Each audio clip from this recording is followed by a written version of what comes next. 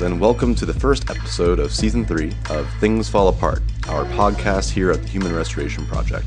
My name is Chris McNutt. I'm a high school social studies instructor who believes adamantly in instilling progressive values of education, putting humans at the center rather than ranking, filing, and demeaning students. In this podcast, we're talking about the good life. What is it exactly that we want students to have in their future? Is it a great career, a content lifestyle, a family, solidarity, freedom, respect for one another, or maybe a mixture of all the above? And if we can't agree on that question, or at least have somewhat unified goals in getting there, how can education exist to serve it? In addition, we're also going to ask, do teachers have and deserve the good life? We've spoken to various educators from across the world, and I hope you enjoy listening to their amazing thoughts and ideas. But first, our podcast is kept alive by generous patrons on Patreon, two of which are Bill Ryder and Matt Laughlin. Thank you so much for your support. You can find more information about what the Human Restoration Project is and how we're helping promote progressive education through free resources, thoughts, and more on our website at humanrestorationproject.org and on Twitter at HumResPro. Teachers and students remember people To me, it speaks that the truth to walk away from it. It's not really. Which brings us to Stephen Gumbay, a veteran teacher of 40 years. Stephen started off in Denver, Colorado at a private school, and then designed his own curriculum for 12 years.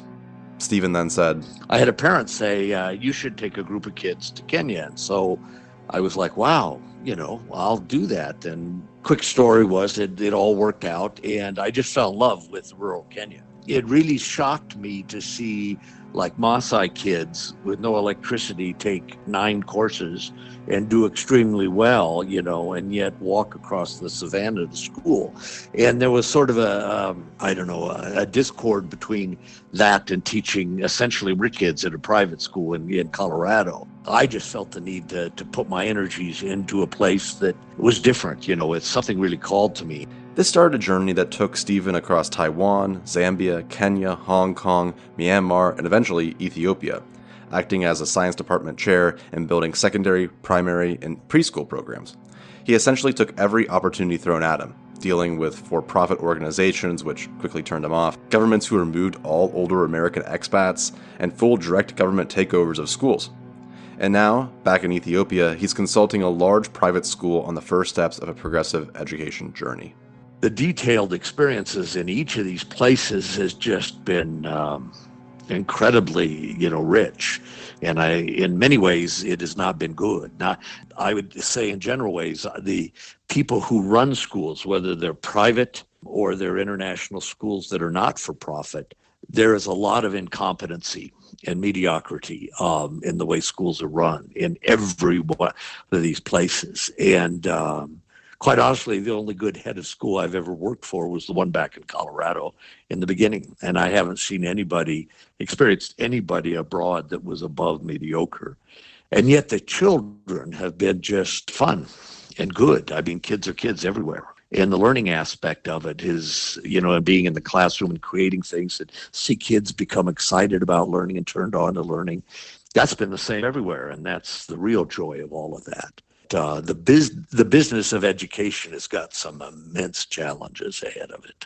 And in his latest endeavor, he's found a similar problem that we face in the United States and really everywhere. I think the biggest challenge is it's completely teacher-centered. So the idea of, let me give you this example of the school I'm starting to work with now. I visited there, and again, 4,000 kids from kindergarten to high school. That's a big school. The average class size that I saw was 30 to 35. So say I go into a 3rd grade class, and they're learning English.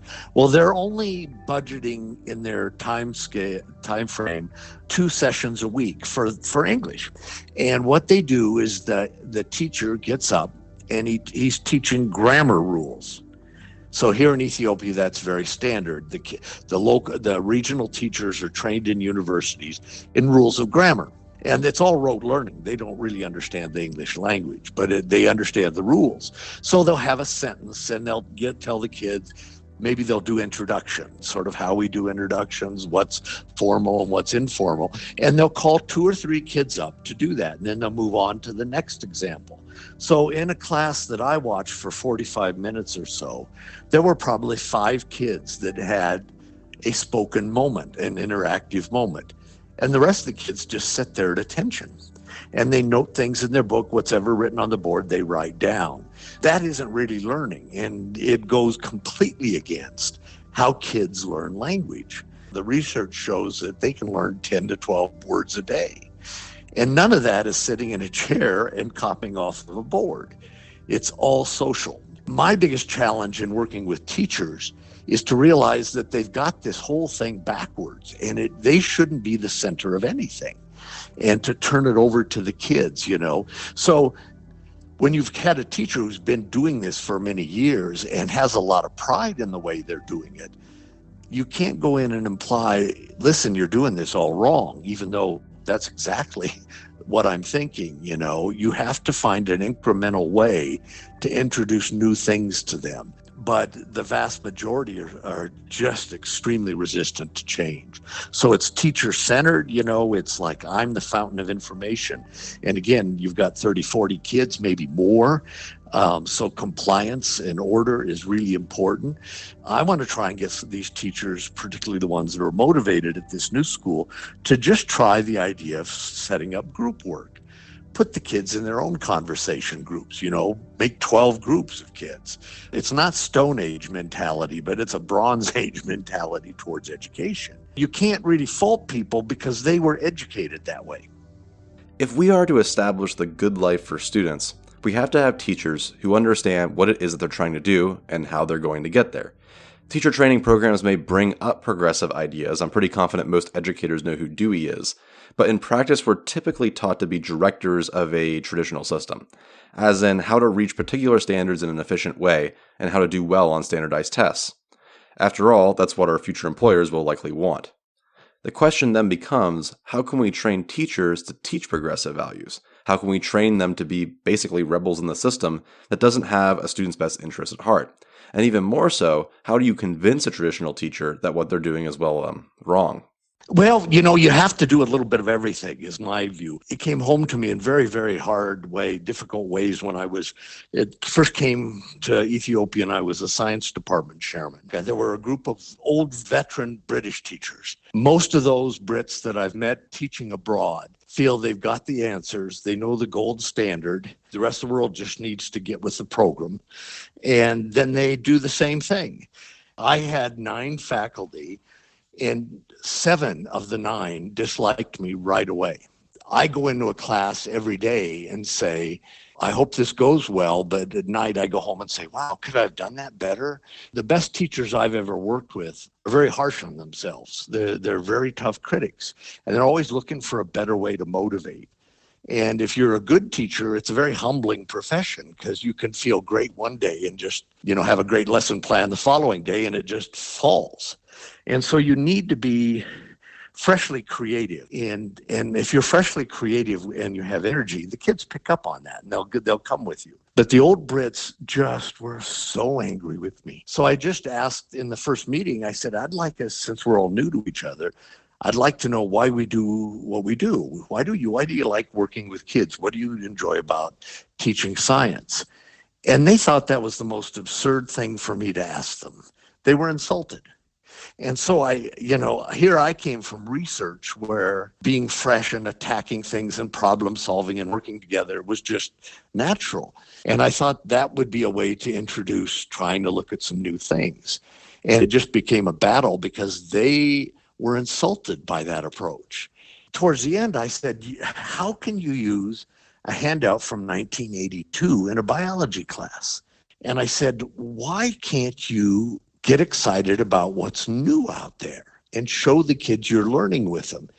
And I think that's the key point somewhere, is that whether it's in the US or in a school somewhere in the world, there are a group of teachers who are doing their job. I often describe it as they're delivering the mail. And that's what they think their job is. Then there's a group of teachers who feel they're there to excite the kids to learn because they're excited about learning. They've never lost their love for learning.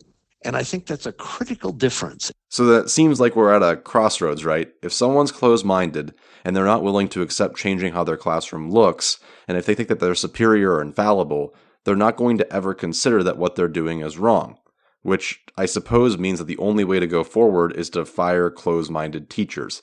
It's very rare that I would come across someone who is a traditional teacher who started off as progressive. Most progressive educators started off as traditional. We kind of know both sides. So is it that we just want to ensure maybe that newly hired teachers are those that we want to stick around people that are progressively minded? I sent them something like what you sent me. I sent them 3 or 4 probing essay questions, including a question about tell me an experience in the classroom that you'll remember forever and value, and tell me one out of the classroom. And if people can't answer that, then the fire's not there. And see, my point is that if you're in the position of training new teachers or hiring teachers, you can always teach skills. But if someone says they have skills and the fire's not there, how do you teach the fire? You can't. The heart of teaching can't be taught. That's a real conundrum in all of education because we need millions and millions of teachers, and they're not all going to have that kind of heart. It is a huge challenge in getting teachers to come along. And I think anybody that tells you they know how to do that is lying. It's a dance with adults that have set up all sorts of barriers and guidelines for learning and protecting their professional integrity. You know, to be a learner, you have to be vulnerable. You have to say, I don't know. In the adult world, that's very hard to get people to do. Kids are easy. They're willing to learn until we beat it out of them. But adults, that's the tough one. I would love to be able to write a book on how to motivate and get teachers to come along like that. But I think it's a real dance, and it has to be programmatic. There has to be higher up support for this. You know, they need to realize it's part of their job demand, that they have professional development, and that they have to show it. Yeah, and then wouldn't that lead to an issue of people leaving? One thing I think a lot about is that progressive educators likely left the profession because of the traditional constraints and mindset of our institutions. Without a support network, we're basically in like the Wild West. Many times, I feel like I could legitimately be fired by giving students actual voice, assuming that it goes against the standards or potentially lowers one of their test scores. International schools have the problem of turnover. There's turnover of leadership. The school in Lusaka had set a record that they had the most heads of school. It had 2 of them came and went in the 2 years I was there. And that alone just creates chaos. Boards are often not healthy. Then on top of that, you get a variety of teachers, and I can sort of lump them into types, but you do get a large variety of teachers. And even those teachers may not stay very long. They do bring a number of different agendas. But I have found that, again, like I said, there's sort of a British model. They're just there to perpetuate what's been done before. It's about control and being rigid. And then they had essentially communists and sons of communists in horrible years here. And so you have a couple generations raised under another kind of control. We're imprinted very young with ways of learning. What's acceptable, what isn't, what are the best ways, etc. And sort of this Western view of being open and analyzing, you know, you're seeing it in the U.S. now.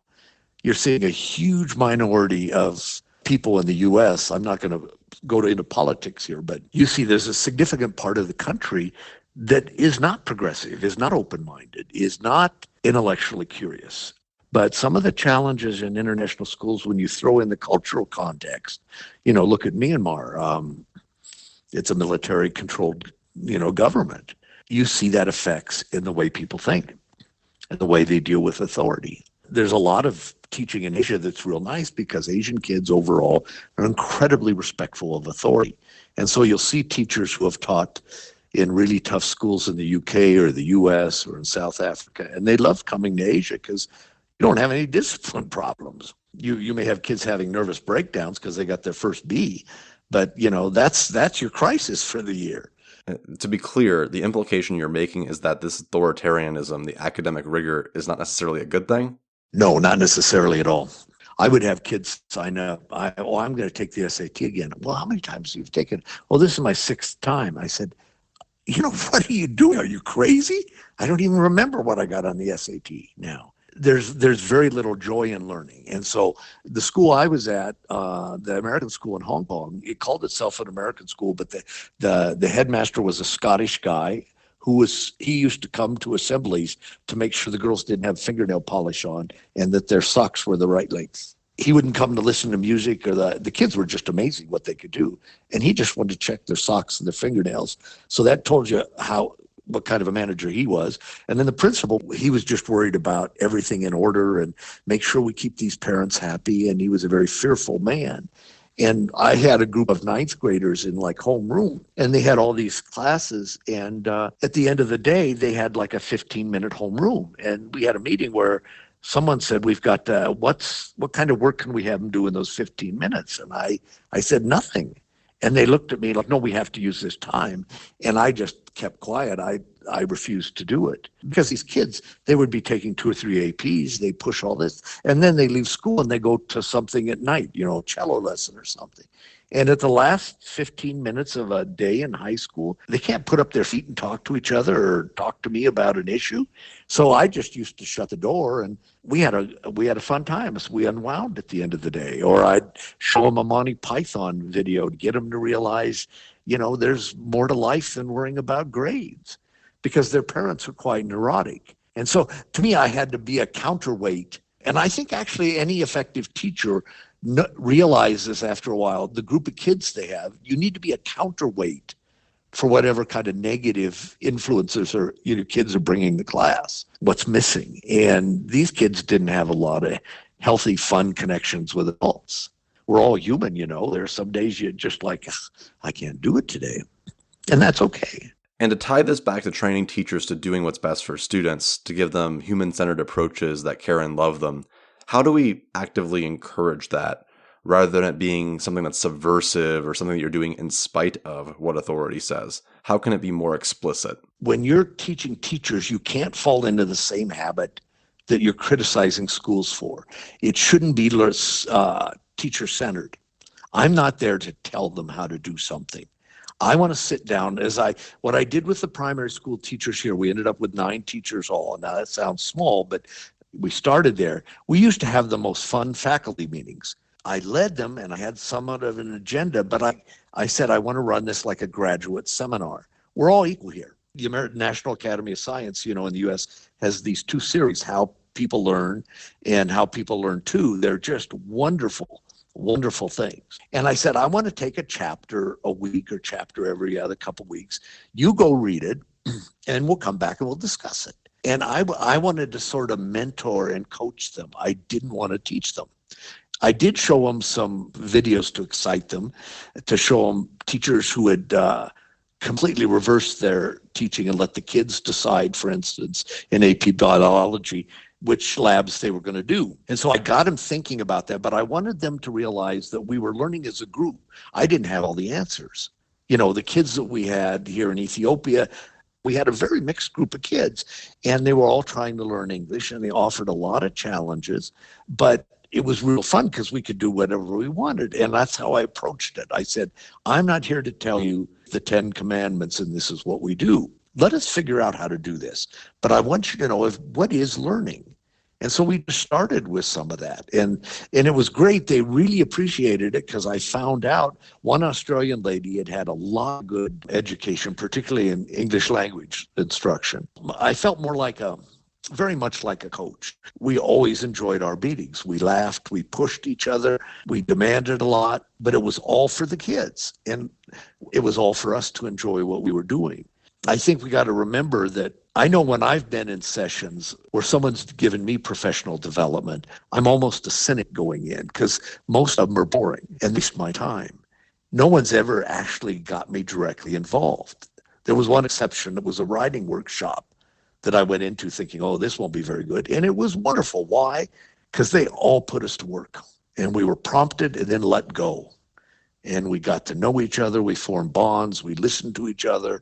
And, they treated us like good learners. I think teaching is something as an art that has to be learned by doing. But that kind of collegiality is very difficult to build. And you can throw in one really toxic person that doesn't like that. And that's the difficult part of management and leadership and in any business, dealing with the personality types. But, my goal going into it is to always come in as an equal. And I think teachers need to have a stronger sense of that kind of professionalism. And they do in certain core areas, in certain groups. You could be in very healthy groups. But if you teach around much at all, you've also been around unhealthy groups. And particularly in really large schools, that's where it breaks down. You can have a lot more impact, just like a classroom of 15 versus a class of 40. It's completely different. Human Restoration Project, the whole point of it is to find like-minded people in progressive ed to ensure that you're not crazy.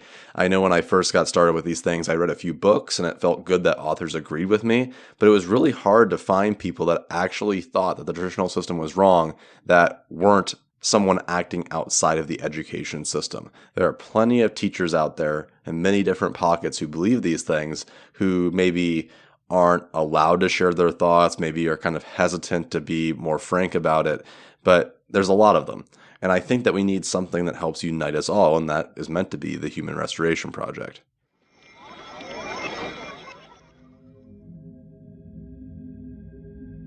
As you walk into practically any school in the United States, you'll be greeted by a mission statement somewhere in the building, saying something like, to prepare students for life and job prospects, to produce literate, responsible citizens, to succeed in an ever-changing community, ready for the future, to be college and career ready. But we don't often stop and really think about what we're aiming toward. And everyone seems to have a different view on what is best for their child. And without a doubt, children have their own ideas on what they want. How often do we listen to them, and do we really know what's best for them? Teachers aiming to meet all of these differing voices are faced with unrelenting pressure to conform to a system that likely isn't reaching any of these objectives and are struggling to figure out, what's next. Taking on the challenge of defining what the good life is REENVISIONED Ed, headed up by Aaron, Rob, and Nicole Hensel. The program was born out of the Stanford Graduate School of Education and is seeking to do a massive re-envisioning process of figuring out what the good life is through a series of interviews of roughly 10,000 people. They partner with schools, individuals, and community organizations to collect and share these stories about what it means to live a good life and what the role of school is in doing so. Erin holds a PhD in education from Stanford, where her scholarship pertained to the question on how can we transform education systems to foster individual flourishing and thriving democracies. And Nicole obtained a dual master's in public policy and educational leadership, also from Stanford. You can find all of their work in the attached show notes. Currently, Erin serves as the Vice President of Research and Evaluation, and Nicole the Deputy Vice President of Research and Evaluation at The Future Project, which is a nonprofit organization that helps ensure that young people can build a better life in the world that they love. So, in summary, REENVISIONED Ed wants to figure out what exactly is the good life by, asking what that means. With a shared vision, we'll be able to build something to meet it. Erin explains. So the idea about asking about a good life was really trying to understand better. I had done all of this work from a systems perspective, thinking about what is a system for, right? What is the purpose of schooling more broadly?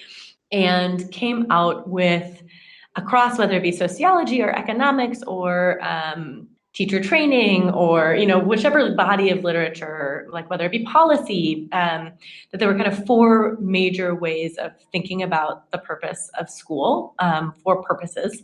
You can think about mapping these onto two axes, which are on the y-axis, it would be intrinsic to instrumental, and on the x from individual to collective. And I think the individual to collective, the fact that we have individual reasons why we have school and we have collective reasons we have school is fairly intuitive. I think the fact that we have reasons for school that happen through the actual practice, the everyday experience of school, which are the intrinsic ones, and reasons we have school that are instrumental, the ways we use schooling as a system to achieve other kinds of outcomes, is a little less intuitive.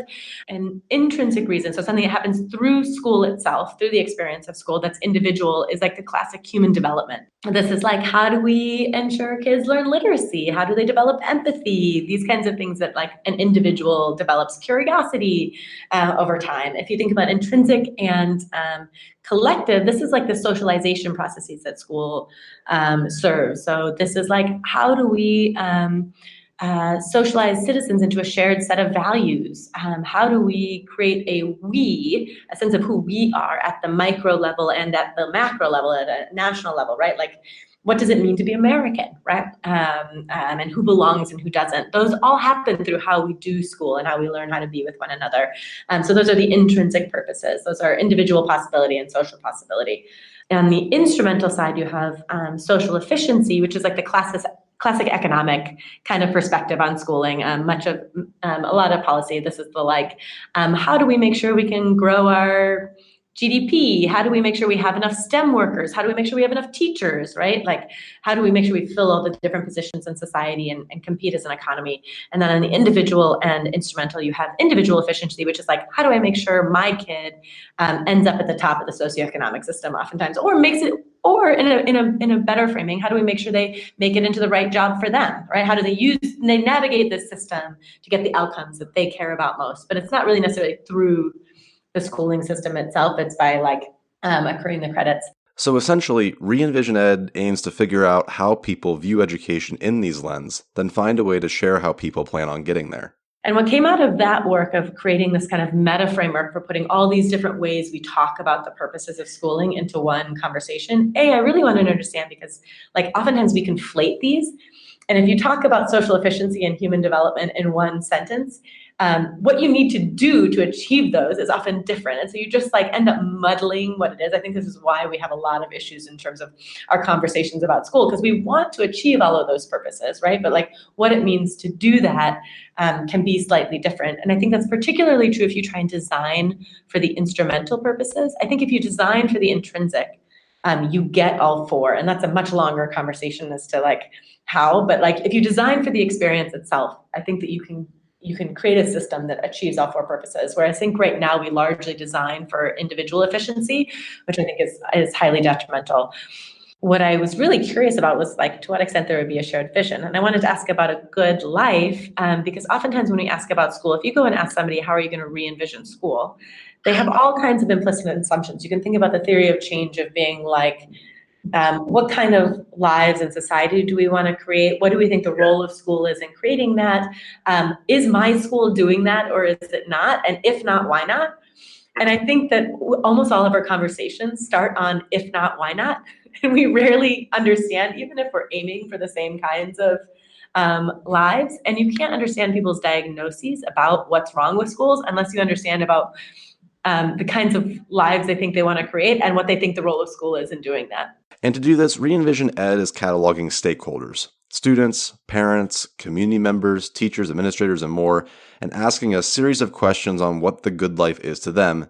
Then you're sharing this common vision out. Two things. One, that we think it's about the process and not the answer. You could send out a survey to everybody and get some answers and then try and design from that. But we think it's about a process of having conversations about what it is we ultimately want. In the same way that as an individual, it's the reflection itself on your purpose is oftentimes more important than what you come out with as like what the actual purpose is.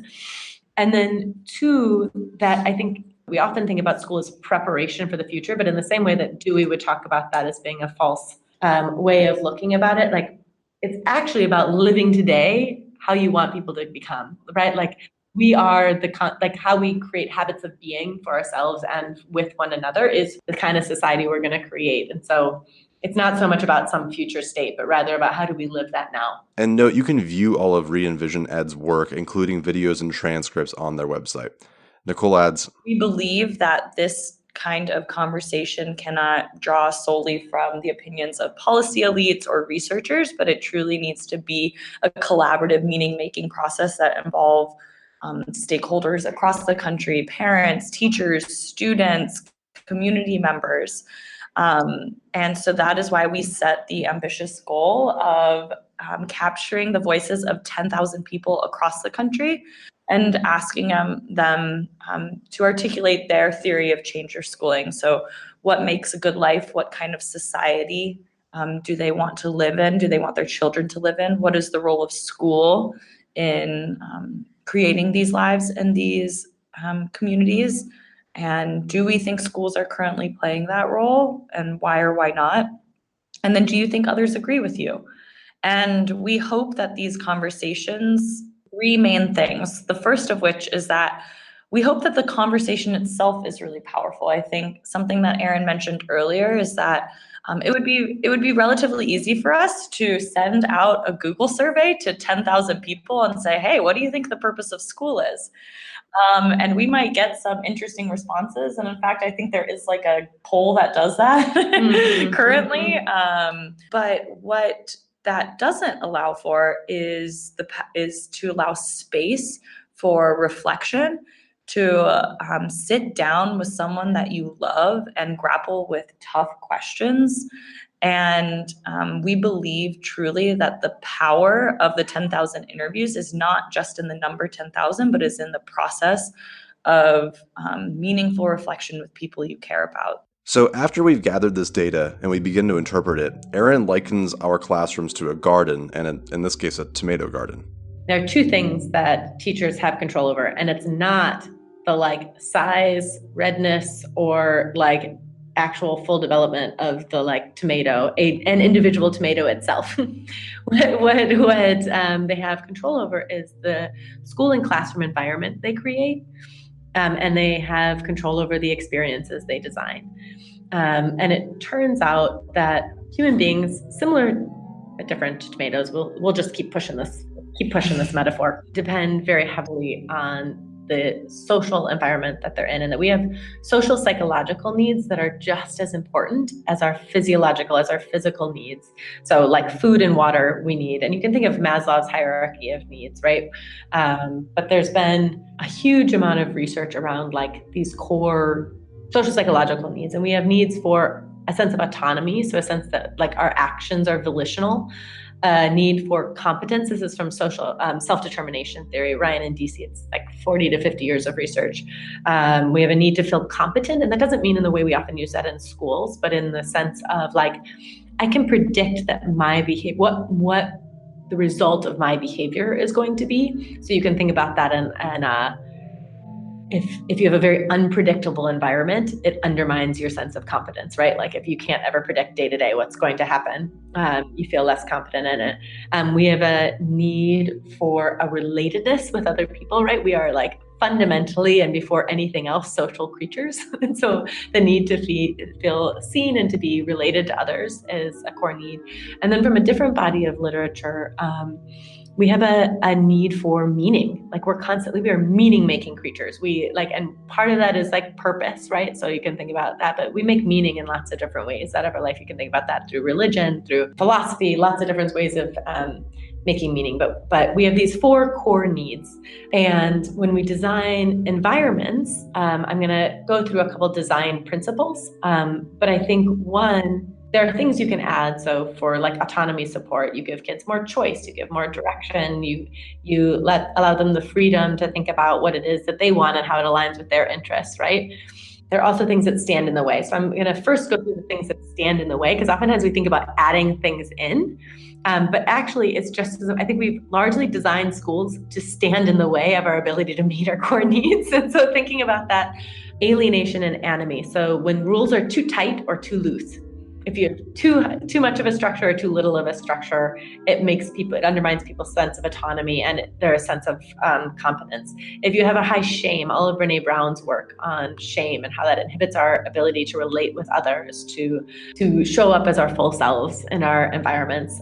Scarcity has very predictable effects, and not just scarcity of like money, but scarcity of time, scarcity of resources. And think how much educators, I mean, maybe I can just ask you, like how much it just feels like there is never enough time, and how much like we design like classrooms so that like in our 42 minutes and 30 seconds together every day, right, we're going to like get through all of these different things. Like there's just this constant enforced time scarcity, as well as just never feeling like there are enough resources. And that both inhibits our ability to like be empathetic with one another, actually inhibits your ability to like feel empathy for others. Think about when you're like really rushed to go to a meeting, right? And you pass by somebody and it looks like they're having a bad day. You're way less likely to stop.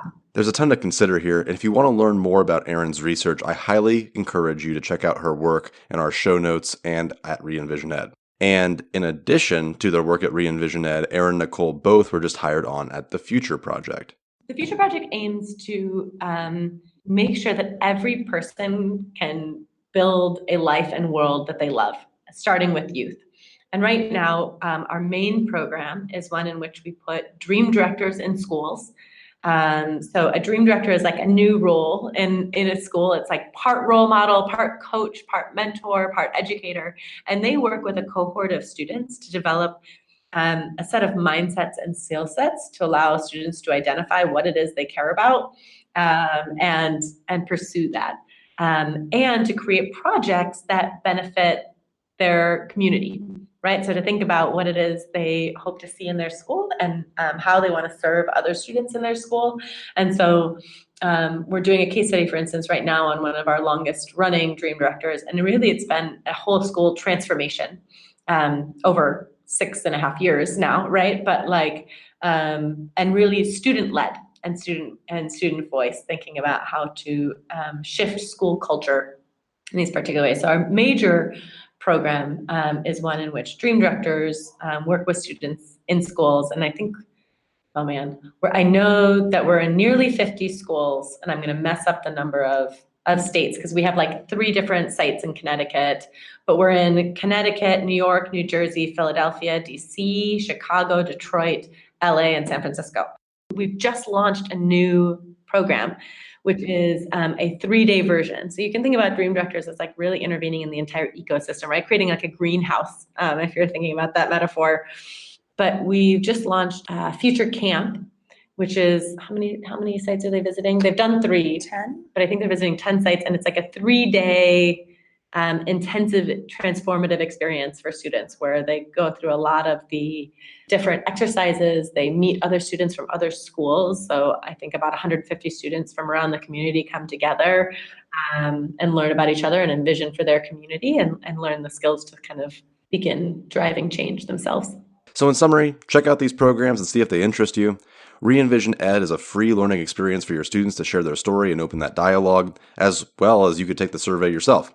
Nicole explains what that process is like. I actually think for teachers to go through the interview process, the interview protocol that we have on our website. So even if teachers just look at the questions that we have in the interview protocol and do their own reflection on what they believe their personal theory of change of schooling is, both at the individual and collective level, that vision becomes a grounding for the types of environments and experiences that they cultivate in their classrooms, the ways that they relate with students. I think that although my skill as an educator improved over my time in the classroom, that actually I was much closer to my personal vision for schooling in my first year of teaching, although everything else was a disaster. I think that I am more proud of the work that I did in that first year because it was more in alignment with my values and my vision for school, versus as I became more seasoned in the classroom, I think I adapted what I thought was important to what the system was reflecting back to me was important, what my school district was reflecting back to me as important. And so advice I would give to teachers, walking into their classroom is to do that deep internal reflection on their personal theory of change for schooling, and then almost like pressure testing how their current environment and experiences are doing in cultivating the daily practice of that vision. As Erin mentioned before, like this idea that if we want students to be curious and empathetic and kind, that's not something you prepare them for in the future. That's something they have to practice daily. And so if we're really clear on, the kinds of lives we want for children in the long term and the kind of societies that we want children to be a part of, then ensuring that our classrooms are daily reflections of those values and that vision. I have a lot of regrets of like how my teaching style changed over my time in the classroom, because I had lost sight of that. And I wish that I could go back to those years and reprioritize the things that I knew to be true. Even though I was, 22 years old, I think I was much closer than I was at the very end of my time. And that point that Nicole just made is the resounding theme of the rest of this podcast.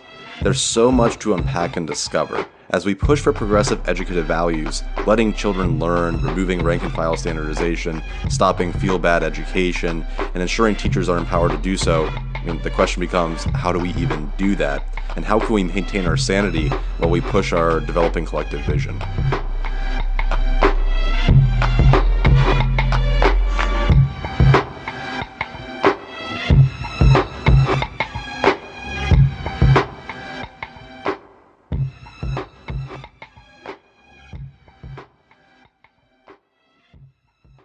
And so I had an advantage a lot of teachers didn't have is I was working for 10 years and then got 10 years off basically and read nothing but research, wanted to see what could I do to improve how things work. This is Richard Luperviti, an educator who finished a career at a top-ranked charter school in the United States, then ventured overseas with his wife, a U.S. diplomat. While searching for work, he reminisced on the work of Alfie Kohn, which was recommended by one of his elite students' parents. And being a curious individual, he started to incorporate progressive ideas into parenting, as well as a new position at an international school in Chengdu, China. When I got into this school, it was finally a time, after even a year of homeschooling my kids and doing all this research and reading, finally gave me an opportunity to say, all right, here's what I believe. Now, how do I implement it without getting fired? Because to go gradeless, I wanted students to direct their own learning. I wanted all these things that I've discovered work with my own children, with other children I came in touch with other people I knew who homeschooled and things like that. How do I help these students get that? And one of the very first new teacher orientation days, our headmaster said, what is one of the things in the next 5 years education better do to stay relevant? And I said, take up some of the principles of homeschooling and unschooling. And he said, I think you're exactly right. And so I knew I had a head of school now who was open to a lot of different things. And so I thought, all right, here we go. Richard taught IB English, which is an advanced program typically aimed at accelerated academics, to both native and non-native speakers. First, the class that was on their first year, I said, here, guys, here's what the IB gives me. You design the course. Let's do it together. Why should I tell you what to study? And they loved it. And so we designed a 2-year scope and sequence that actually ended up changing because our desires changed. We found out we weren't as interested after 1 year in the stuff that we thought a year ago that we would be interested in. It was even this thing that wasn't set in stone. It could change as it went along. And because the IB has its own summative exam at the end of 2 years that gives them a score and kind of undermines a lot of the philosophy of the IB itself, I never had to grade anything. So it was easy to go gradeless and to let students direct their own learning, pick their own books, things like that, because the ethos of the IB was that way. And I had a headmaster that wanted to do it. And I had these students in this class. There were 10 students in it. I think one was from Brazil, one was from Taiwan, and the others were local Chengdu kids who got passports from somewhere else and allowed them to go to an international school. I didn't find any problems. I said they were open to it. They wanted to do it. They liked the idea of doing it. We even studied man's effect on nature, I think was the thing that we studied. And we actually used that as a way to discuss schooling's effect on the nature of an individual. And so they got all into it. And even with students in that class had started a company while in the last 2 years of helping other Chinese kids understand how Westerners teach and what those philosophies are as sort of this after-school program for kids in traditional Chinese schools. So they had a profitable company when he graduated and took a gap year to run it. And then he's at UC Berkeley now. So there's a lot of good things that were happening in that class. I didn't run into a problem, though, with the typical, what we would see as a stereotypical mindset of, I need you just tell me what to know and I will give it back to you, until when I taught English A and did the same thing. These were for the more advanced English speakers, and they've had more exposure to Western ideas. 2 of the students in the class didn't like the approach as much. They wanted to know, what do I need to pass this IB exam with a 6 or 7? And how do I, and just do that. Don't give me choices. Don't tell me, tell me what I need. And so they were more resistant to it. And I found that it took a while to convince them. I had to convince them that, I've taught at freshman composition at a university when I was in grad school. I know where you're going. I want to ignore the exam right now and help give you the skills that will help you succeed best where you're going, not just pass the IB. I said, I can give you the skills you need for that exam 2 to 4 weeks leading up to the exam. Don't worry about that. We'll focus on that when it's necessary. And so it took a while. I had to build trust with them first. So then when I think about Chinese academics and assume that their idea of preparing for the future is rigorous traditional academics, is that not the case? Right. And they did. The student who I told you ended up starting this company. He came from a mother who was in the military. But it was very interesting because they did open him up to art and other things. And he was a very diverse, he was a math physics guy, no doubt. It was interesting that these parents all had some kind of influence in that realm. For one of the girls in the class who was interested in economics and actually had started a business on her own, she painted dolls' faces. Interesting. I didn't even know there was a market for this, but people would send her expensive dolls. Because I thought, I'll get her to do it for my daughter for her birthday. I'll buy a doll and see if I couldn't afford the doll, let alone what she charges to paint faces on them. And she was into economics. Well, of course, because she started.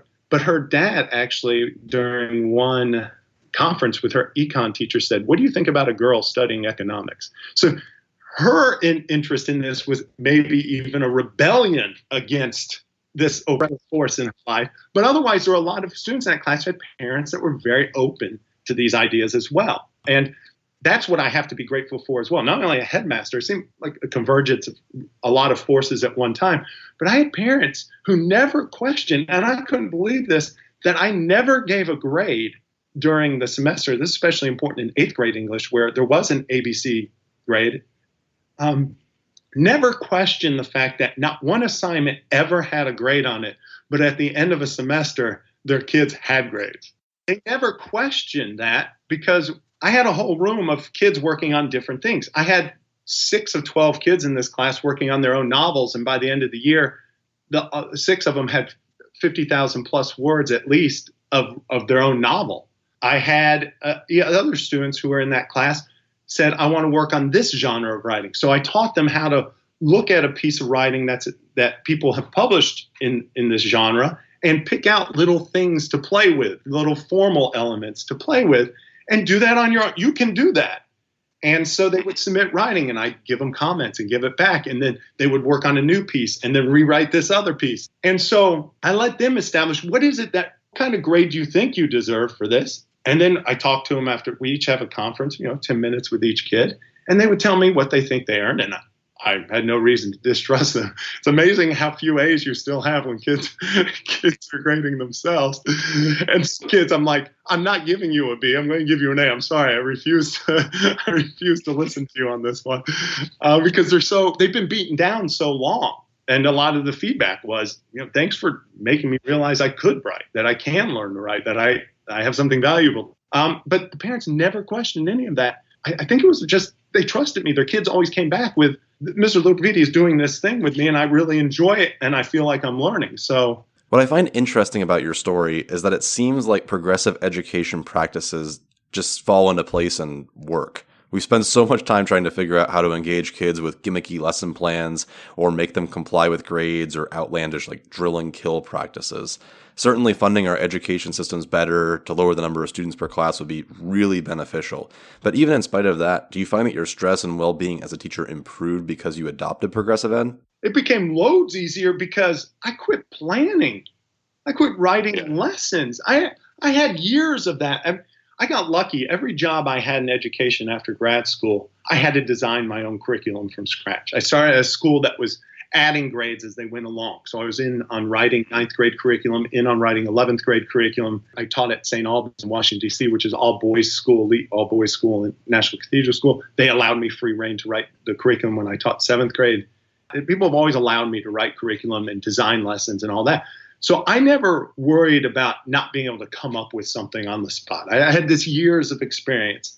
And so that was awesome because I could deal with each thing as it occurred and as was necessary. I didn't have to plan for a whole room of individuals, some who might not need anything that I have to say that day, and might need a lot more previous to that to even get to where I was that day. And so it was wonderfully freeing. And instead of worrying about lessons, I would go down and play basketball with kids during the break to get to know them better. I would hang out at lunch. I didn't worry about grading or anything at lunch because I had students come to my room. They would eat in my room, and I joined them for lunch, and I would get to know them. I mean, yeah, in some ways it's easier, but it's much more difficult because you have to be scared to death at some point that what if I'm wrong? What if I'm not directing them the way they should be directed? What if they don't get something vital? But I've always found that if you've developed that relationship and you really concern yourself with individuals, that you're going to find out that if you do see somebody who needs something, like if kids want to go to school in college, well, I do need to have them write a literary or understand how to develop a literary analysis. And as much as I think the analysis paper in English class has done more to destroy a love of reading than maybe anything else. My 8th graders, I did tell them, look, here's a skill you might want. Now, I can give it to you, but I want you to select the book. I want you to I'm not going to grade you on it, but I want you to see how we read. And so I let them select a novel, and as a class, we went through it together, talked about it. I showed them how I develop an idea for what a book might mean or something like that. And it worked out fine. But I've always found that kids will take recommendations if they trust you. Yeah, and it seems like building trust, developing positive relationships, it typically leads us to creating slightly revolutionary students, perhaps in a Paulo Freire-esque way. We're empowering students to understand and to an extent play the system, which if you're going to be giving students voice and choice, it kind of makes sense that you're using them under the blanket of traditional, you have to do this mentalities. You're kind of telling them about the system that they're playing.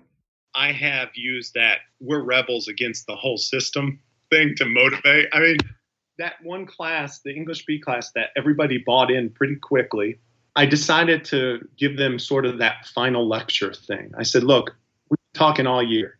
This final class period is yours. You each get, 10 minutes. You give the whole class one final lecture. What is it you've gotten now as you're about to graduate high school? What is it you want us to know?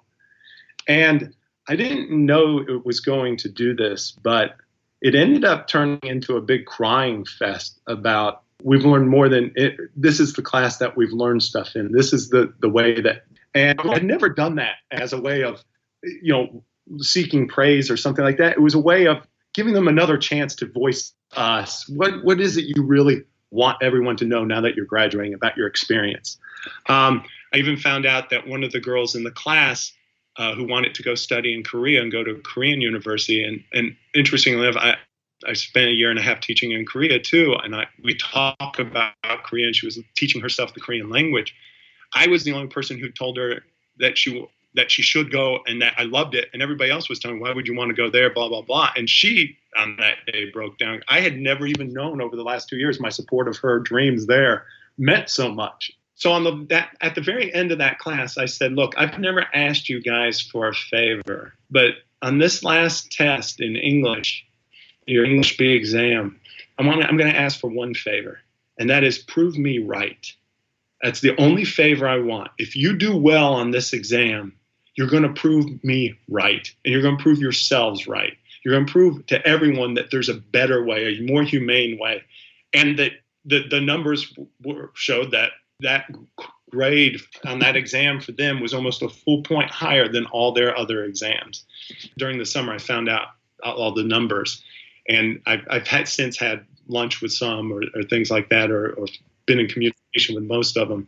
And I said, well, thank you, because you did it. I think part of that mentality of we're fighting a system that hasn't been just to us, I think moved them in some ways. I know people can think it's hokey, I guess, but if we read Henry V, that's basically how he united all of Britain. Is he found, hey, let's attack France. Let's find a common enemy for all of us, and let's all gather around that common enemy. So, how then do we instill progressive vibes into schools and convince other educators that these aren't hokey ideas? I know that some people see it as like the hippie kumbaya thing. We're all sitting around in a circle talking about how we feel. And that really isn't the point of recognizing individuals as people, although it certainly could be a major element. But how can we convince people that progressive education is honestly a lot more rigorous and challenging than traditional ed because we're letting students have so much of that control that they're pushing themselves? I've read some introductions, some books where they go over the history of progressive ed. And these are books that are meant to discount progressive education. And I never found one of those books that alluded to the 8-year study. If you're not familiar, the 8-year study was conducted throughout the 1930s into the early 1940s, and it looked at students in progressively focused schools, ones that had cross-disciplinary classes, more arts and music programs, blended learning, and in general a more fluid learning environment. It looked at everything from very traditional rank and file schools to really interesting experimental schools. And usually what these results showed was that students outperformed their traditional counterparts in pretty much every realm. So academically, like your standardized testing, but also when it comes to social and emotional well-being, artistically, all sorts of different kinds of things. It's a pretty extensive study. And we can't miss the fact that these students were highly privileged. It's something that's that could potentially alter the findings because the schools that could do that were mostly more well-off kids. That doesn't mean, though, that we couldn't ensure that for all of our schools. And then the Cold War came about, and of course, everybody reverted back to more, we have to get the rigor in the science of math, blah, blah, blah. We have to, and we kind of disbanded the idea. But the information that's out there is always going to be skewed. And so, the more information that can get out there, the more, and I don't know how many people I've talked to in education who don't know about the 8-year study. And I've yet to hear somebody say it was a terrible study for this reason or that it failed. And that all I've heard is, it did show this one thing. People say explicit learning is shown to work. I have evidence of it. Okay, under what conditions and what did it work for? Show me the evidence that it works without using a score increase on either a grade or a standardized test. Well, that's not there. So what is it working for? I don't. These stereotypes that are out there, people and people love to make fun. Oh, lack of rigor. Oh, we're going to run around and sing Kumbaya, like you said. We need more people showing that that's not the case. And when kids set their goals and they have a mind to do it, they'll work their tails off for it. Never seen the opposite to be true. I have seen kids do amazing things. And I've seen a lot of athletes. I mean, look at athletes who choose to play a certain sport. They'll kill themselves to be good at that sport. And any other hobby or game or activity. Kids who want to be great guitarists, man, they go to the store and they just start banging away on that guitar over and over. I'm glad no one told Dave Grohl to go back to school and start doing that homework and get really good. Glad his mom let him tour to Europe with a band at 17 so he could continue playing, because I kind of like some of the music Dave Grohl has put out. And I benefit greatly from his mom's open-mindedness to the path he should have taken. And not everybody's going to be that, but we don't know where everybody's going to head. I find that I've read most of the stuff the other camp has read.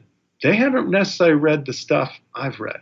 And I don't mean to get on my high horse or sound braggy right now, but if that's true, why don't we all read all the same stuff and see what happens?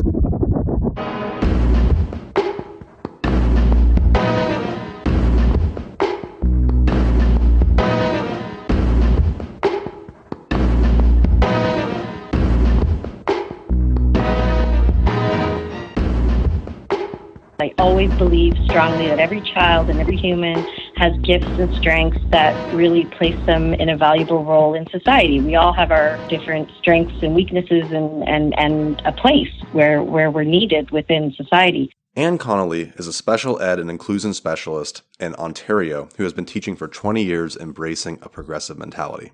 And I guess my own experience really kind of deepened when, as a mom, I was faced with the disappointing reality that this progressive, inclusive, positive approach was not encouraged or embraced by all teachers or classrooms or schools. When my first child, my daughter, who was a naturally very bright, funny, curious, articulate child, started school, I was shocked and saddened that she didn't like school at all. Her kindergarten experience was not particularly welcoming or engaging. The school that she attended, the primary school she attended here in Ontario, was a very highly rated school. It performed very well on our standardized EQAO tests, but it quite literally completely failed my daughter and other kids as well in terms of engagement, social skills, inclusion, and her mental health and her overall well-being were quite honestly damaged at that school. She was bullied. She was not supported.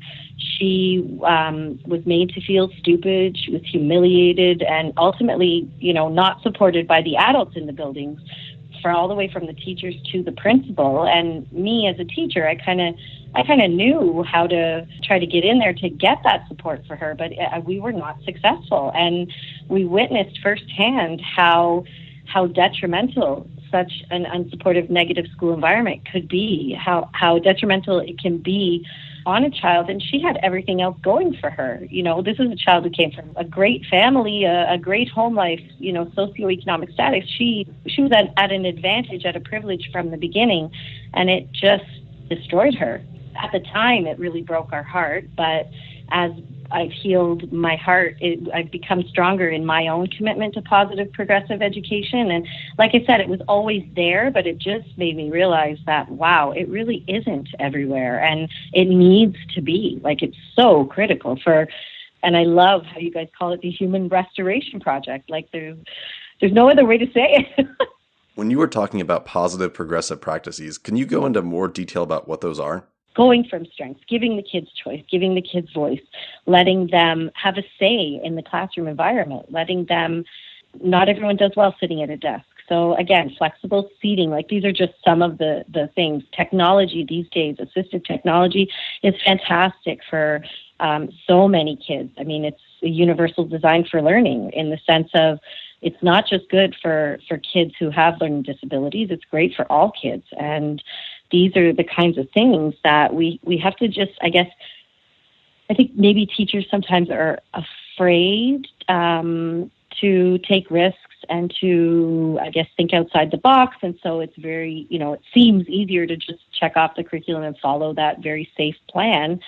But I don't know, I find it actually easier to go with the kids, let them, and they, when we give them that kind of autonomy or that kind of power, I don't love the word power, but that kind of independence, they thrive. They will take it and they will run with it. And the things you see are just, beyond your expectations. When we know how to try and bring out the best in them, but we have to trust them that maybe they know, and they know their limits and they know their strengths and their weaknesses. And of course, as educators, we want to push them beyond their limits and we want them to reach their potential. But I honestly think when you've got a kid in the zone and engaged and interested, they push their own limits. It's not external. It's totally intrinsic motivation at its truest form. And it seems like those notions are heavily reflected in what the best classrooms are doing throughout the country. Ironically, most of the time the teacher seems to get in the way and really just needs to take that risk, as you said, and letting kids control much of what happens in a practical, authentic way. We could drastically change classrooms tomorrow if we just asked, what do you want to do? How does all this translate then into inclusion and special education? I'm a CERC teacher, SERC. I have a special education resource classroom, which I love because I still have my own group of kids. I can create that classroom, that great classroom community, classroom vibe, really get to know my students. But I only have them for 50% of the day. So they are included. They are absolutely integrated into the other classes. They come to me for 50% of the day for language and math only. I find that kind of a lot of that project-based learning and a lot of those other really great pedagogical models, those work so well in science and social studies and history and geography.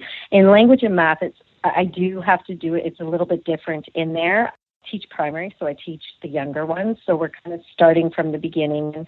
But I guess, in terms of, for example, time, we're starting to look at time on an analog clock, which, nobody really uses anymore. But as we were talking, as I was showing it, The kids were watching videos about it. We were talking about it. They made their own clocks, just paper plate clock, nothing fancy, but we kind of realized the whole purpose of time and the idea that it's cyclical and that it goes around. And it was through exploring that kind of that model, working with the round paper plates, making the little hands go around, like all that physical movement, the creating it themselves, making their own colors, noticing that there's big numbers that count the hours, there's the little numbers that count the minutes. And, I have a little boy, he's in grade 2, he's language impaired, and he's been struggling a lot.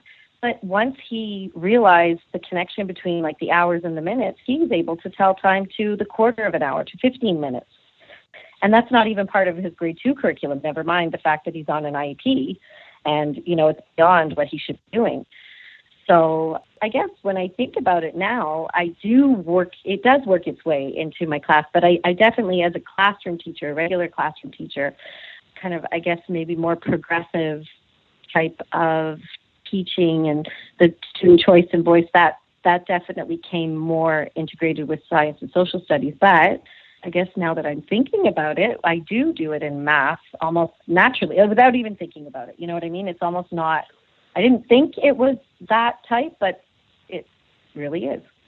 Right. And in the same vein, progressive education isn't necessarily that we have to do experiential learning or we have to do a certain type of education. It's that, as you said, we're providing students with the outlet and voice to take control of that education and then offering those experiences as a potential outcome. It's not all or nothing. You can have direct instruction as long as the students are consentful towards actually accepting that direct ed. I talk to kids all the time that want that experience, and that's perfectly fine. It's not about an all or nothing thing. We have circumstances. Like, for example, at a special education facility at a primary school where we want to assist young people in reading basic math, it makes sense sometimes. And I found too that for older kids, high schoolers, our more advanced topics are actually brought to life by students doing more experiential learning and doing something that's a little bit more experimental, probably because it's very much a propose your own way of learning type thing. So students on IEP or 504, it's naturally differentiating. It really is universal design for learning, like UDL in my special education training. That's something obviously we learn about differentiated instruction and universal design for learning. Like you can't go wrong. You're gonna allow the academically inclined students to succeed and do well, and you're opening a door of possibilities and entry points and just different ways for those kind of different learners to think outside of the box and to succeed outside of the box.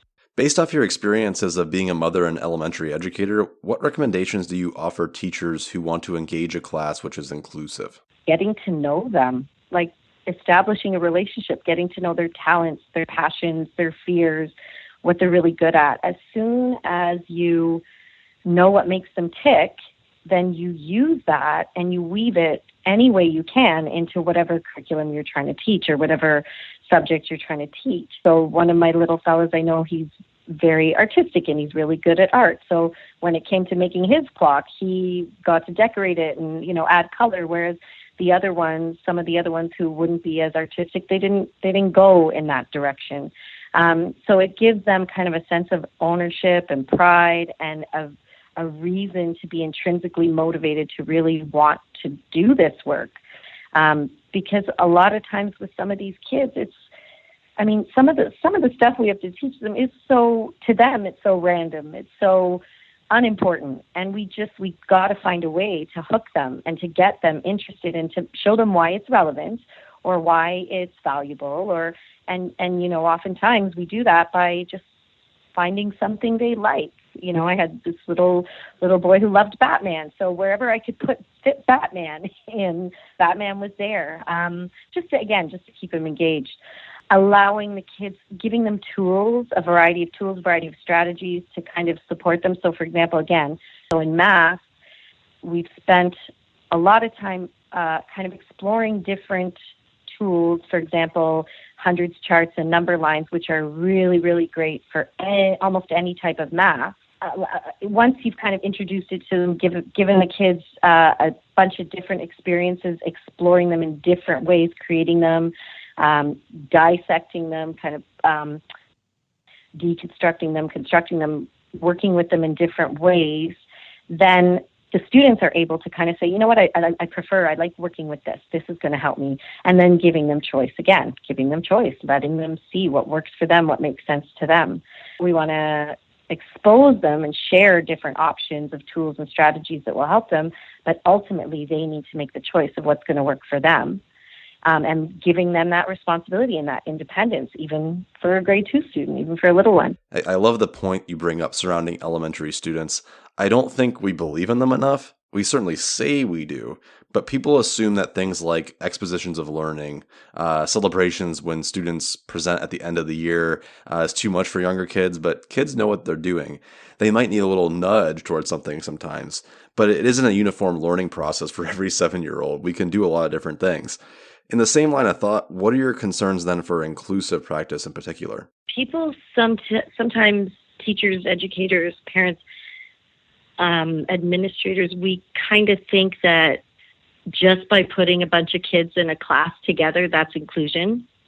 And it couldn't be further from the truth, because putting a bunch of different kids with different strengths, different weaknesses, different issues, I guess, in a room, different personalities, they need coaching and modeling, and they need constant, I don't want to say supervision, but instruction or coaching. Maybe coaching is a better word, and how to relate to one another.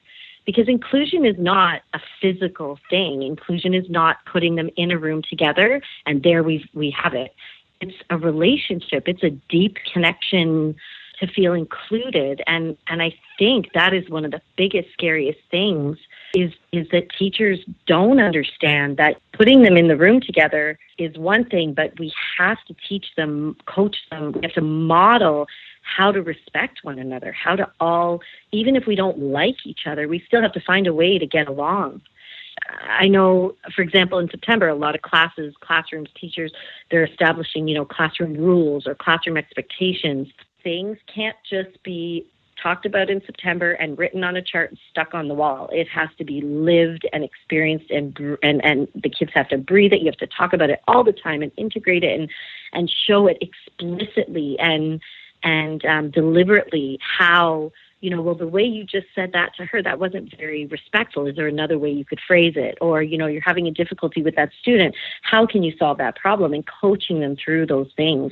Because, I think the biggest mistake we make is that we don't know how to teach inclusion. We don't know how to really make it happen. And that's scary, because as soon as the teachers aren't looking, that's when the bullying happens. That's when the kids will say or do something. And especially, I'm just thinking, I know my daughter's experience and lots of other kids that I teach, kids with LDs, dyslexia, who have terrible spelling. I mean, all day long, those kids are writing, expected to write. All day long, they're making spelling errors. And all day long, the other kids are just giving them a look or making a comment, or that's not how you spell this, or that's not how you spell that. And it cuts them to the core. And if you really are able to teach the whole idea of respect and appreciation, and the fact that, we all have different talents, we all have strengths, we all have weaknesses, you might be a great speller in the class, you may struggle with spelling, but guess what? He's going to be able to help you with art or with math or music or, something like that. That's what they need. And I don't mean to I guess, get down on teachers, because the way the system is structured, it's really hard for teachers to do all that they need and want to do. So, it's not individual teachers, individual schools, although in some cases it is. But, overall, the system is just not designed to allow us to do our jobs to the best with, I guess, the right priorities in mind. And it's standardized testing and all this kind of strict, rigid curriculum. It doesn't help. And then on the other side of that is these kids who are struggling for so many different reasons. I mean, it doesn't really matter if it's an overdiagnosis or an underdiagnosis. The bottom line is these kids are struggling. They're struggling with whether it's the type of classroom environment they're in, or whether it's something within their own past, their own mental health, their own trauma. There's a lot of stress and anxiety in the world all around, and it rubs off on kids. That's a whole other area of exploration that I'm kind of delving into the self-reg world, self-regulation, and kind of healing that part of kids and adults. But yeah, parents, and as a parent of a kid who had an LD, ADHD, who struggled a lot, it's really hard for parents too, because there's so much shame and there's so much blame and there's so much that we, feel responsible for. And, sometimes we have to just acknowledge that there's a lot out of our control. We feel like we need to be in control of everything and we're not. So, but again, I think it all comes back to the idea that we all kind of have our strengths and our weaknesses, and we all just need to focus on the priorities, and everything will fall into place, I think.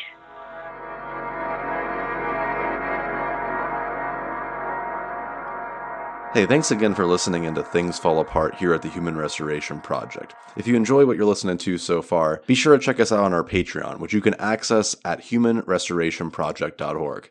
If you support us on Patreon, we'll give you all of our blog postings from all of our contributors in an electronic magazine every couple months. That way it's a little bit easier to keep up on and read and learn a lot about what we're talking about, and a lot of things that are backed by solid foundational research. Thank you.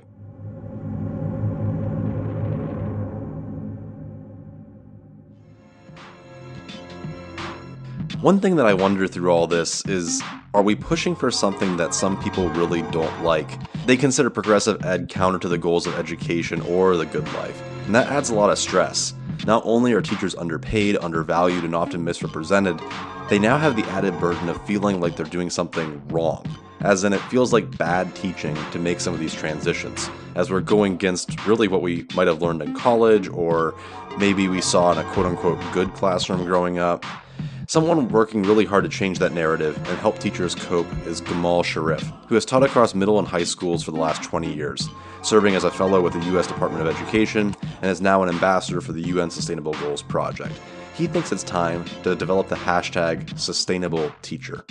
We really want to take care of our kids. We want our kids to be engaged. A lot of us, I assume, have enjoyed school or were good at school in the past. So there's this achievement orientation that is part of what we bring to the classroom. Not a bad thing. However, part of that really, or has the potential to impinge upon our energy for our kids and for ourselves. So the first thing about the sustainable teacher is, one, self-care. And I think that's something that teachers need to be more explicit about. Sometimes I wonder if we are a little bit shy about saying that we have our own needs, or saying no to colleagues or administrators.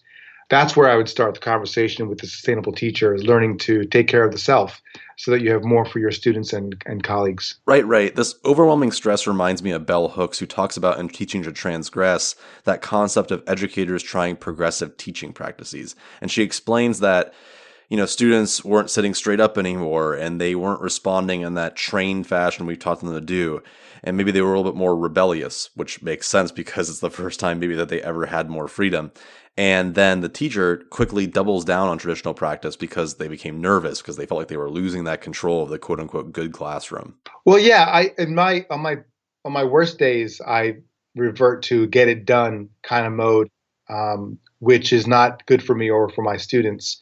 So it is. I think you're right about this double consciousness part of the teacher experience, because on one hand we're put on a pedestal, and on the other hand we're sort of like disrespected and we're told do what you have to be, do what you're told. So it really does not, and all those voices are coming at us, telling us different things about who we are, our value in the classroom. And parents have their own stories about teachers. Kids have their own stories. And I guess coming back to the sustainable teacher, we have our own stories that we tell ourselves as well. So the quality of our self-talk has to be something that we look at to make sure that we are not deluding ourselves, and that we are having messages about what we think is valuable. As we progressed in our conversation, Gamal and I spoke about what progressive ed actually is. I think most people listening in have a general consensus, but in the same way that we don't necessarily all agree on what a good life is, there's differences in what someone means by progressive ed. Those voices, in addition to all the others from the other side, or the traditional side, if you will, can be overwhelming. Well, it's weird because there's so many different voices about that. There are people who are advocates of social justice who think that we need high-stakes standardized tests to hold teachers accountable to make sure that there is racial and economic equity. And I don't get that argument, because it seems to me that what we want to do within education in general and within progressive education in particular is to foster individual liberty and a child's love of learning. If they're not loving learning, then we have work to do as educators, as stewards of their learning. But then again, over in Edutopia, there's this recent Twitter back and forth about teachers having these cooperative meetings with students and saying, based on your needs, let's design a plan of study. And so many people that I have respected in the progressive education circles are saying that it's just rubbish, that it's a terrible framework. And there was something about the way it was written that kind of got on my nerves too. There's like this cognitive dissonance about what we experience in our schools. I think there are a couple of good books that have helped me reframe and focus on developing my own narrative, but also not being like independent from whatever else is going on around me. It's important to acknowledge that there are stressed out administrators who are worrying about the standardized test scores, and colleagues who have those classes who are being affected in some kind of way. Yeah, it makes sense that we need to instill a love of learning before anything else. That intrinsic motivation is sort of the entire point. I think there's a lot of room for productive debate within the education community, but the harder question for me has always been, how do we even start this conversation with someone who's not even willing to consider it? Yeah, that's a good question. I think one strategy is to have teachers take more stewardship of professional development. And I think that means, in part, identifying institutional goals. There's something that a principal or a superintendent understands about a system that is just hers because of her perspective, her viewpoint. So what are the values, or what are the go-to goals for an institution? We need to marry those with what we think teachers need and what we know about what students need. So professional development in professional learning communities as one model is a way to have teachers experience gradeless learning as they identify opportunities or problems, as they work together over time, months or weeks, and then coming together to present and share what they've learned for the value of learning, for the value of the collaboration, and for the value of enriching the school learning environment. No grades needed. But when they experience their own stewardship of their own learning, they are in a position to transfer that experience to their classmates. But unless it's part of the school-wide culture, it's a really challenging position to be in. I think a lot of it, too, is just a misunderstanding of what progressive education is. We were talking earlier about the characterization of progressive ed being completely hands-off, and that's not really true. It could be, depending on the learners. We could definitely have multiple different options, but we're still mentors and coaches. I don't scream at kids, I don't take away their cell phones, nothing like that, but I certainly encourage kids to focus and prompt them to meet the goals that they're setting for themselves. I also tell my kids, if you have your cell phone out, you should be using it for research or to learn something during this activity. So either A, you're by yourself doing your own research, pursuing your own questions, or B, you're with a small team planning and reviewing your research, or you're doing some other kind of learning. But I mean, I don't even mind, those quick study breaks when the kids are just playing on their little games like Jewels or Gems or whatever it is. Those little 5-minute breaks or 3-minute breaks are okay. I prefer maybe we do some more mindfulness. But yeah, and people see that as lack of discipline. And I don't think it's but it's not lack of caring. And actually, there is a form of discipline in there because it's the helping children arrive in a place where they can take care of themselves and take care of their classmates if they have that self-discipline to not be off task, or, which is a loaded word, or just to be wasting time. That is something that a lot of them are uncomfortable with. And I think that I can get more assertive about creating those spaces for students to make choices. I also think that we should look at the long term, because I do have high school kids, over months or over 4 years. I think I've seen kids grow in that direction, and when they increasingly become more comfortable. One question I have, though, is when you exist in a school that has a lot of teachers who are tired or fed up or burnt out or defaulting to command and control. Plus, having the backing of a progressively minded leader like a principal, that's huge. Someone has to hold everything together, or else you have to band together and basically rebel against your superior. Yeah, I think it's really good to have administrators who understand what you're seeing and setting up opportunities to succeed across the school for that kind of thinking. And a lot of people, the counter to progressive education for me has been this structured, data-driven, concrete, procedural, teacher-proof way of doing school, whereas the possibilities with progressive education are endless.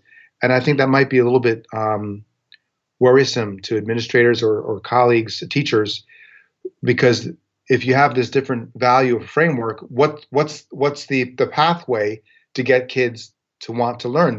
If you have 30 kids in your classroom, or God forbid, if you have 20 kids in your classroom, there's probably 20 ways to get kids to want to learn, and that could be kind of challenging for people or worrisome. Right. So as progressive teachers that are facing all these different voices, including their own cognitive dissonance of what's best for kids, something that we're always thinking and worrying about, how do we then avoid burnout?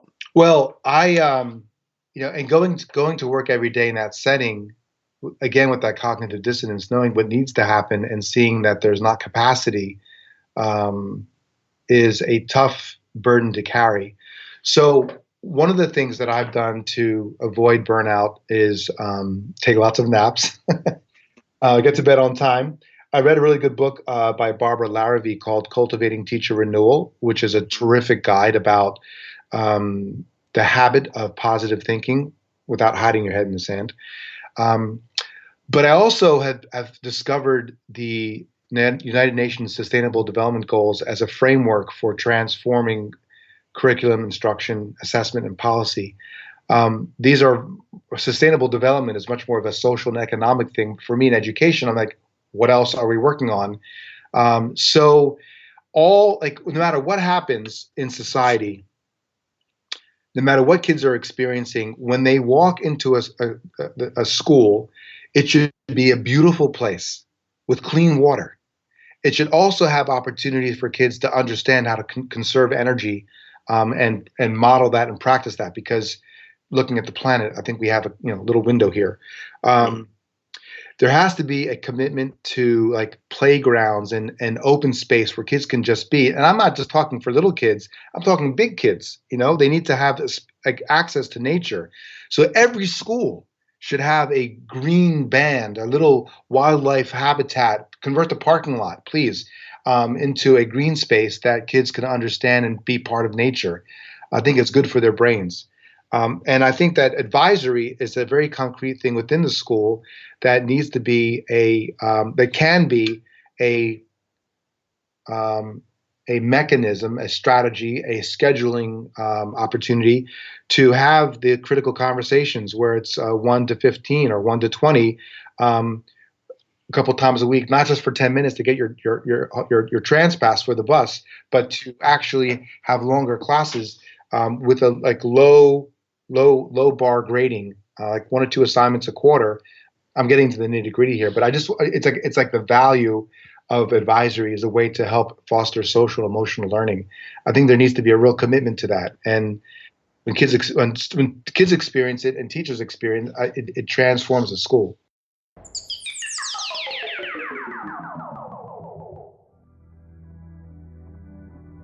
In conclusion, whose role is it then to decide what kids learn and what will lead them on a path to the good life? I think based on the arguments laid out here that we should just listen, learn, and do whatever the individual decides. That might seem kind of lackadaisical or not very conclusive, but we don't really spend enough time listening and learning from students, nor do we really give them that much of a voice. We need children not only involved in planning our classrooms, they should be involved in meetings and school planning. They should be constantly sharing what matters to them. I feel like I don't let students share enough in my class about what they want to do. We might start off with it, we might do halfway points, but it has to be a constant process. And what they think, it might matter in the future, it might not, but the main thing is that it matters to them right now. We're meeting students where they're at. And there's certainly a place for teachers to implement their own expert opinions on what a good life is. There has to be some kind of voice of a teacher, but it's not a top-down policy or standardized movement. It's going to matter to the local community, it's going to matter to an extent their personality and their background, and that's all absolutely fine. There's an art to teaching. We are experts, we have our own purpose, but we have to kind of push for trust with our students in order to make those decisions. I can pump in, 20, 30, maybe even 40% of what I think is important to students if they trust me and they know that I'm doing what I believe is best for them, while still making sure that, again, we're giving up the majority of our time to serving their needs. There's practically no way to figure out what the future is going to hold, but the best we can do is give them the reins. I hope you enjoyed listening in today. You can find a bunch of helpful links and background information in our show notes. Also, be sure to check us out on our website at humanrestorationproject.org, and if you like our content, consider supporting us on Patreon. Let's continue to restore humanity to education.